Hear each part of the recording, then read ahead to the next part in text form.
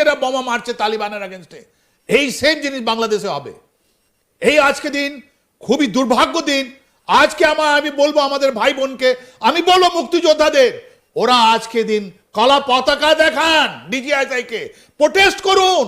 আমি জানি আপনাদের মেরুদণ্ড অনেক শক্ত আছে, আমাদের বাংলাদেশের ভাই বোনদের মেরুদণ্ড অনেক শক্ত আছে। যদি আজকে আপনি না করেন, তাহলে কালকে যখন আপনার ছেলেমেয়েরা বড় হবে, আপনি কি জবাব দেবেন? কি যখন ডিস্ট্রাকশনের জন্য, বাংলাদেশের শেষ করার জন্য, যখন ইতিহাস বানানো যাচ্ছিল, আপনারা বাড়িতে ঘুমিয়েছিলেন।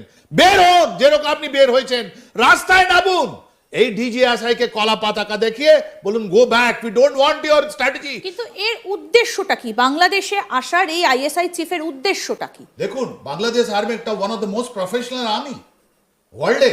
ইউএন মিশনে যতগুলো বাংলাদেশ আর্মি যেখানে যেখানে ওরা দিয়েছেন, ওরা সম্মান অর্জিত করেছে।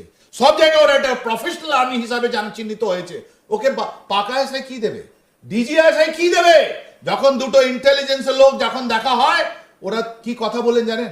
পয়সার ব্যাপার কথা বলেন, ওরা হাতিয়ারের কথা বলেন, ওয়েপন যেটা আমরা বলি ওটার কথা বলেন ওরা, আর ট্রেনিং এর কথা বলেন। চতুর্থ ওরা কথা বলেন ডিপ স্টেট। এইটা একটু জানবো, এই ডিপ স্টেটটা কি? ডিপ দর্শকদের জন্য একটুখানি যদি ভালোভাবে বুঝিয়ে দেন একটু, যে কারণ এটা তো আপনাদের একটা টার্ম, ডিফেন্সের টার্ম, এই ডিপ স্টেট।